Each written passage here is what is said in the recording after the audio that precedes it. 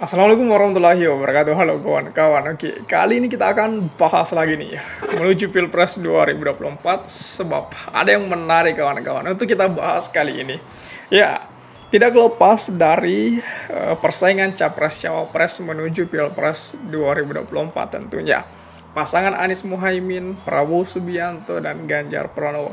Ini yang akan kita bahas karena ada semacam saling pukul antara Prabowo Gibran versus Ganjar Pranowo.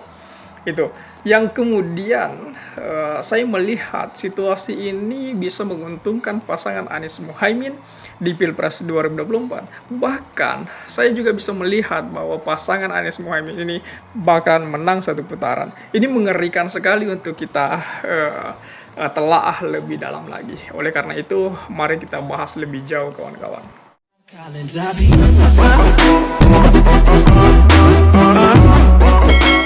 Kawan-kawan pasti sudah melihat berita perihal saling pukulnya eh, tim pemenangan Ganjar Mahfud dan Prabowo Gibran kawan-kawan. Ya, tim pemenangan Ganjar Mahfud itu kemarin itu dipanggil Polda Metro untuk klarifikasi, yakni Pak Aiman itu soal tudingan beliau tentang polisi tak netral itu pada 1 Desember katanya. Dan memang di sini kesannya ada semacam pukulan dari uh, tim Prabowo Gibran itu untuk memukul balik dari timnya Ganjar Mahfud kawan-kawan.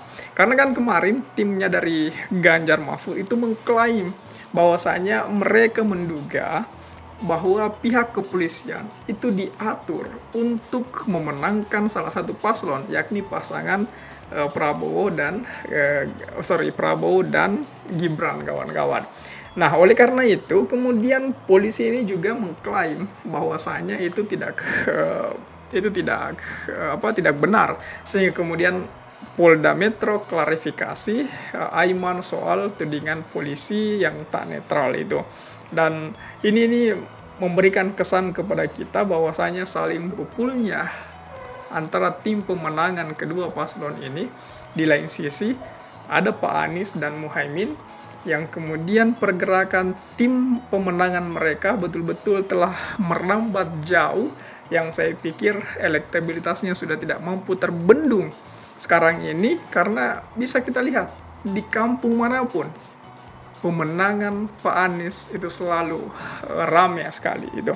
Bahkan kemarin kita bisa lihat juga kawan-kawan emak-emak yang ngumpulin uang hanya untuk bukan hanya untuk, tapi memang buat spanduk yang tidak main-main. Saya rasa ini yang kemudian harus kita perhatikan kawan-kawan. Ini yang kemudian harus kita highlight bersama. Ada semacam keikhlasan oleh orang-orang para pendukung Pak Anies dan Muhaimin Iskandar untuk memenangkan Pilpres 2024 kawan-kawan. Ini yang semakin terlihat nyata. Ini yang kemudian semakin membuat kita melihat arah Pilpres 2024 yang bakal memenangkan Pilpres 2024 kawan-kawan. Belum lagi dari pihak Prabowo Gibran kan yang sejauh ini masih memainkan situasi gemoy, apalah sebagainya, joget-joget itulah. Ini yang kemudian saya rasa menjatuhkan maruah politik mereka itu. Kenapa? Karena yang kita cari di Pilpres 2024 itu pemimpin, men, bukan badut gitu. Bukan badut yang kemudian karena persoalan gemoynya, yang kemudian karena persoalan jogetnya harus kita pilih.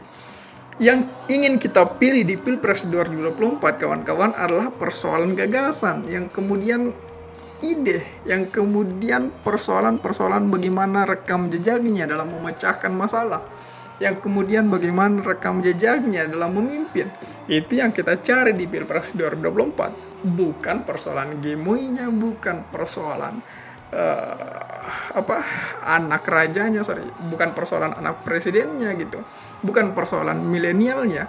Iya, oke lah, katakanlah Gibran itu muda itu, tetapi apakah Gibran mewakili kaum muda sekarang.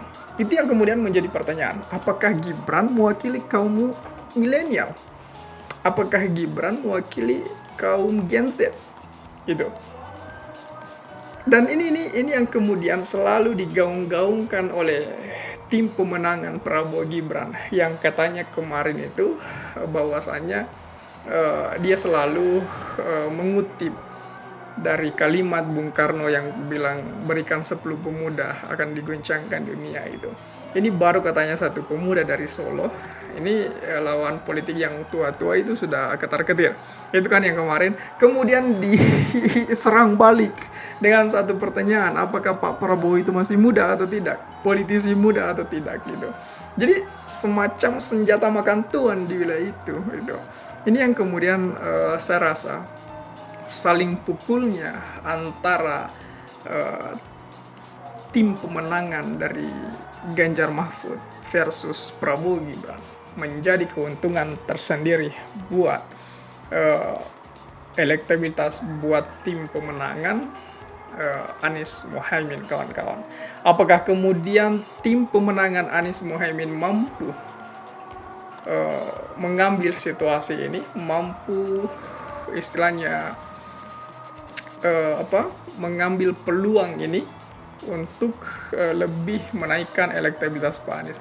Berbicara masalah elektabilitas, kawan-kawan ya tidak perlu lihat hasil survei-survei yang dibangun itu, karena kita sekali lagi bahwa survei-survei itu kan kita tidak tahu yang danai mereka siapa, pendanaan mereka dari mana itu kan. Ya itu kan semuanya bisa diatur itu. Kalau saya lihat seperti itu kawan-kawan, ya tanggapan dan opini saya seperti itu. Karena kan juga banyak sekali yang mengatakan hal demikian. Maka dari itu, untuk melihat elektabilitas seorang paslon itu bisa dilihat ketika capres-cawapres tersebut mendatangi suatu daerah, mendatangi suatu kota. Di situ bisa kita lihat elektabilitasnya. Mana rame, mana yang tidak. Bahkan kemarin ada yang berpakaian Ganjar Mahfud, tetapi tetap mengacungkan satu tangan, tetap bersalaman dengan Pak Anies itu. Jadi masyarakat sekarang sudah cerdas lah kalau saya bilang. Baju, nasi kotak, boleh dari capres dan cawapres lain, tetapi pilihan tetap kepada Pak Anies dan Muhaimin. Saya rasa masyarakat saat ini sudah memahami hal itu. Bagaimana tanggapan kawan-kawan melihat hal ini? Apakah kemudian kawan-kawan juga berpikir bahwa saling pukulnya antara tim pemenangan Ganjar Mahfud versus Prabowo Gibran, tim pemenangan Prabowo Gibran, mampu menjadi keuntungan besar bagi pasangan Anies Muhaimin? Coba tulis tanggapan kawan-kawan di kolom komentar. Oke, share juga video ini supaya banyak yang tahu informasi ini dan juga bisa ikut nimbrung di kolom komentar. Oke kawan-kawan, jadi saya pikir itu saja dulu.